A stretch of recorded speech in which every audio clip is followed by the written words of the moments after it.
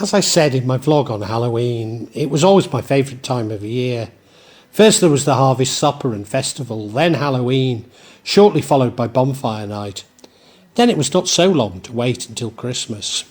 As a child, a large bonfire was made in a field in the village leading to the woods. The whole village would attend, each with their own stock of fireworks and supplies of toffee and parking. As children, we'd crawl around the field, lying on our backs to see the more spectacular fireworks, and creeping up on fellow children to give them a fright. A firework night, a bonfire night, Guy Fawkes Night, also known as Guy Fawkes Day, is an annual commemoration observed on the 5th of November in Great Britain, involving bonfires and firework displays.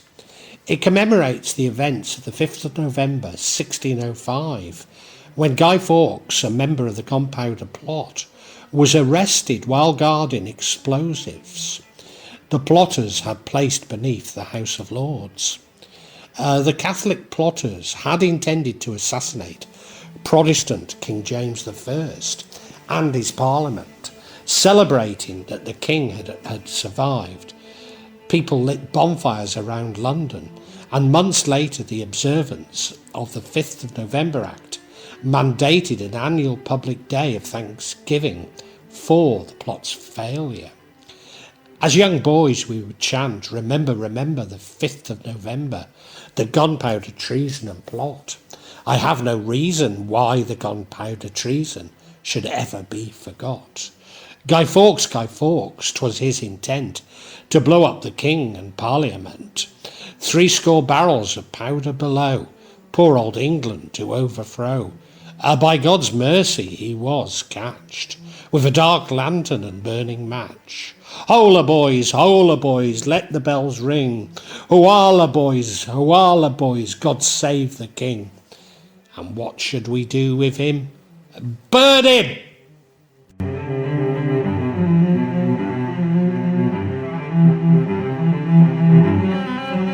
Following the English Reformation, and especially the publication of the Tyndale Bible, Pope Sixtus V and the Jesuits turned their attention to England from the Germanic princely states. This led to the Spanish Armada of 1588, whose aim was to capture England for Catholic Spain, or at least to negotiate freedom of belief for Catholics in England and in the Low Countries. The Gunpowder Treason Plot, as it was known then, or even the Jesuit Treason Plot, was a plan to blow up the House of Lords during the state opening of Parliament, and was a prelude to a popular revolt in the Midlands, during which King James's 9-year-old daughter Elizabeth was to be installed as the Catholic head of state. The plot is believed to have begun in 1603 with Robert Catesby and Thomas Percy commiserating about the persecution of Catholics in England, an observation which was entirely true regardless of King James I's suspected sympathies towards Catholics. By early 1604, the King had shown that his loyalty belonged to the Church of England by ordering all Catholic priests to leave the country. Going even further, he continued the practice of imposing fines on Catholics who refused to attend Anglican services.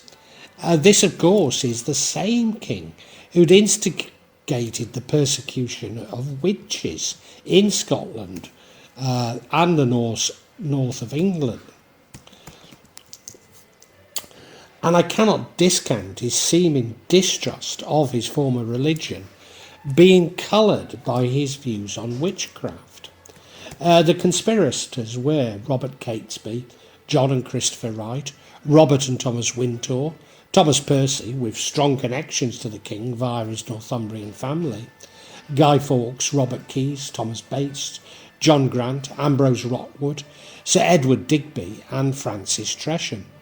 Robert Catesby had strong links with Philip III of Spain, while Guy Fawkes had fought for the Spanish Netherlands in the failed suppression of the Dutch revolt, had Thomas Percy and Thomas Wintour. Guy Fawkes was actually born in York in 1570 and the son of Edward, and a church lawyer and prominent Protestant in the city, and Edith, whose family included secret Catholics. Edward Fawkes died when Guy was 8 years old. His mother remarried, this time a Catholic, Dionysius Bainbridge. Fawkes spent several years fighting in Italy. During this time he adopted the name Guido, Italian for Guy. It was also here that he developed a specialism in the use of gunpowder. Francis Tresham was the oldest son of Thomas Tresham and cousin of Catesby.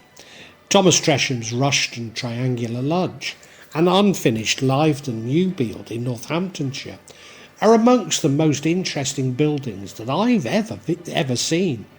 The triangular lodge bears witness to Tresham's fidelity to the doctrine of the Trinity, whilst the New Build has a religious design full of symbolism.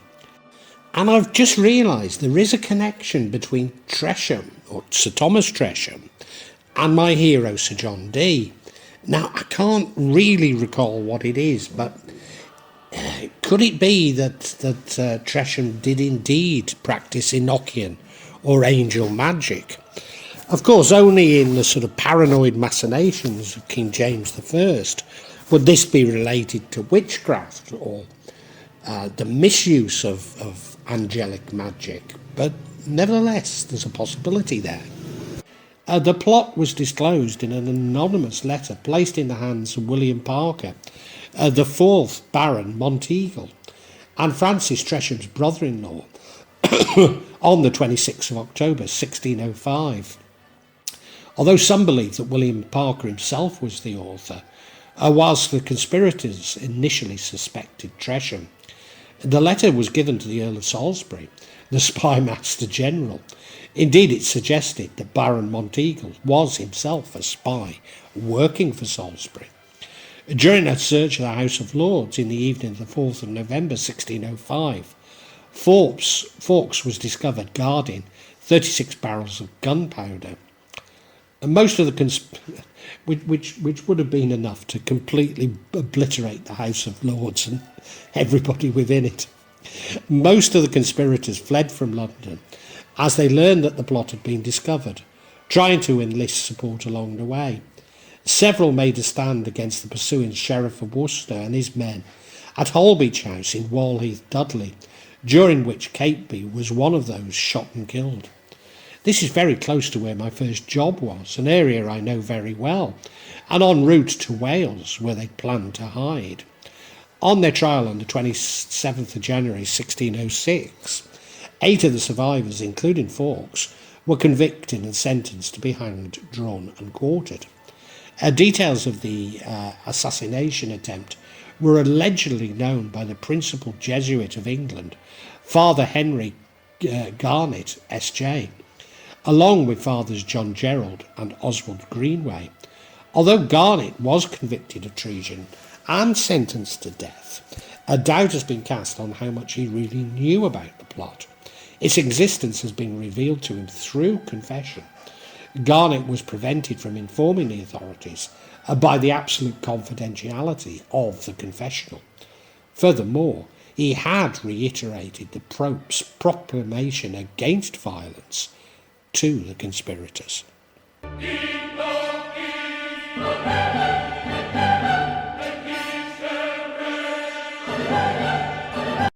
Many at the time felt that the Earl of Salisbury had been involved in the plot to gain favour with the king and result in more stridently anti-Catholic legislation. Such theories alleged that Salisbury had either actually invented the plot or allowed it to continue. There's no doubt that Salisbury was a spy master, and when his agents had infiltrated this plot for the purpose of propaganda, certainly his agents had extensive links into the Jesuit. So if the plot was a part of a wider conspiracy, Salisbury would definitely have known about it. In 1897, Father John Gerard of Stonyhurst College, namesake of John Gerard, who following the plot's discovery had evaded capture, wrote an account called What Was the Gunpowder Plot? alleging Salisbury's culpability.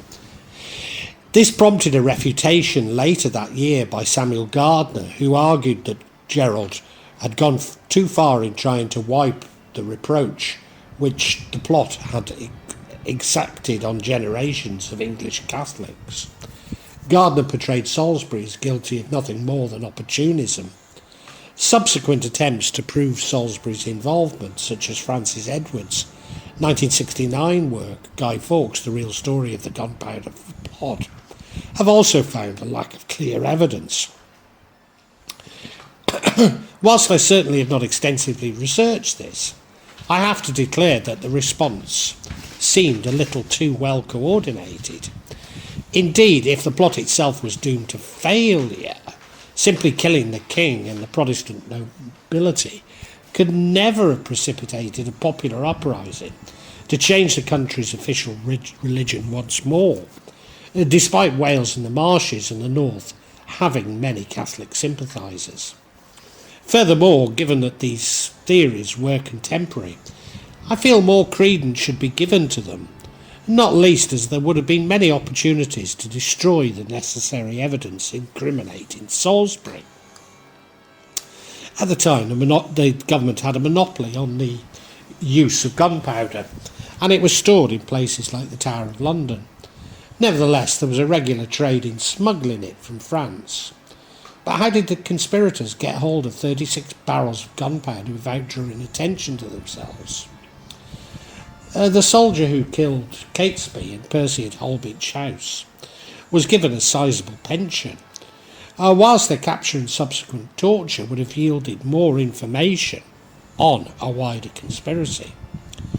Tresham, who seems to have known more about the details of the plot, was poisoned in the Tower of London before he could give evidence. After the letter was known to have been given to Salisbury, no search was initially made to the Houses of Parliament, leading the conspirators to a false sense of security. The cellars under the Parliament continued to be leased out to private individuals until 1678. Since then, the cellars have been searched on the day before each state opening of Parliament, a ritual that survives to this day.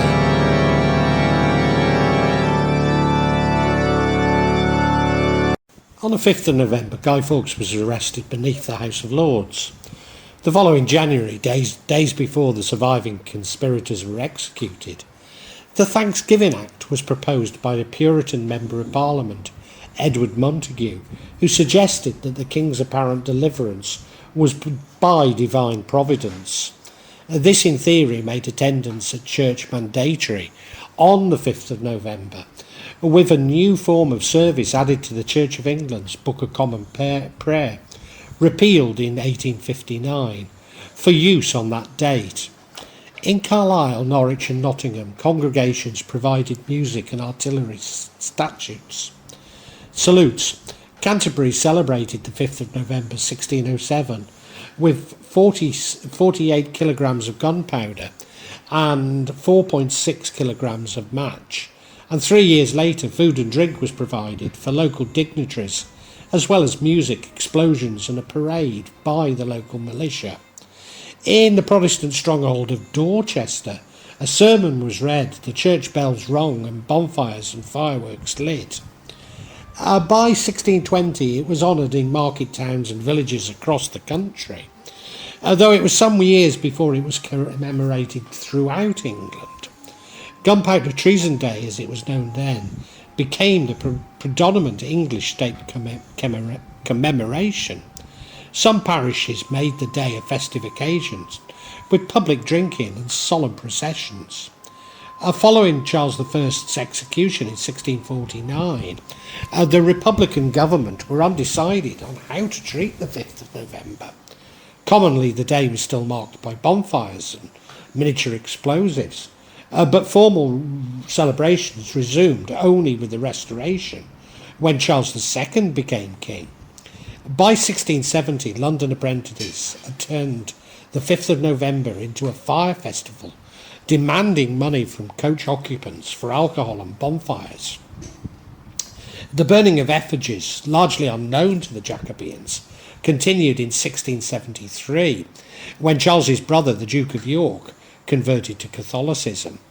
In response, accompanied by a procession of about 1,000 people, the apprentices fired an effigy of the whore of Babylon, bedecked with a range of papal symbols. Similar scenes occurred over the following years. On the 17th of November 1677, anti-Catholic fervour saw the Ascension Day marked by the burning of a large effigy of the Pope, his belly filled with live cats, and 2 effigies of the devil whispering in his ear. Violent scenes in 1682 forced London's militia into action, and to prevent any repetition, the following year a proclamation was issued banning bonfires and fireworks.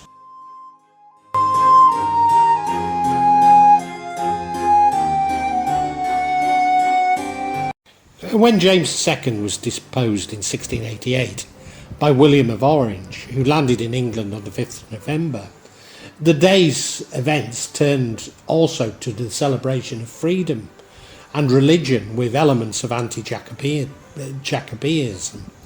Whilst the earlier ban on bonfires was politically motivated, a ban on fireworks was maintained for safety reasons, and much mischief having been done by squibs. William III's birthday was the 4th of November. He ordered a Thanksgiving service for the 5th of November to include thanks for his arrival on deliverance of our church and nation. In the 1690s, he re-established Protestant rule in Ireland, and the 5th, occasionally marked by ringing of church bells and civic dinners, consequently eclipsed by his birthday celebrations. From the 19th century, the 5th of November celebrations there became sectarian in nature. For the lower classes, the anniversary was a chance for violence and uncontrolled revelry.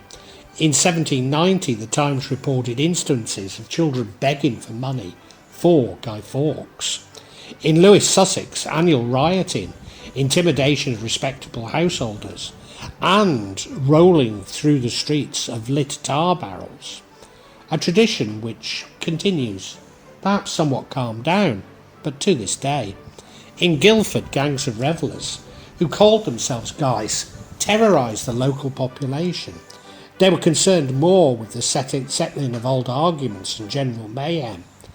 In Exeter, an effigy was burnt of the new Bishop of Exeter, Henry Philpotts, a high church Anglican and high Tory who opposed parliamentary reform, and who was also suspected of being involved in creeping popery.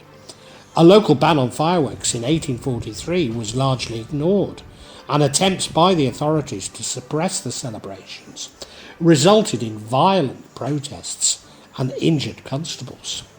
Civil unrest brought about by the Union of Great Britain and Ireland in 1880 resulted in Parliament passing the Roman Catholic Relief Act of 1829, which gave Catholics greater civil rights. The Pope's restoration in 1850 of the English Catholic hierarchy gave renewed significance to the 5th of November, as demonstrated by the burning of effigies of the new Archbishop of Westminster, Nicholas Wiseman, and the Pope. At Farringdon Market, 14 effigies were processed from the Strand and over Westminster Bridge to Southwark. Extensive demonstrations were held throughout the suburbs of London. Effigies of the 12 new English Catholic bishops were paraded through Exeter.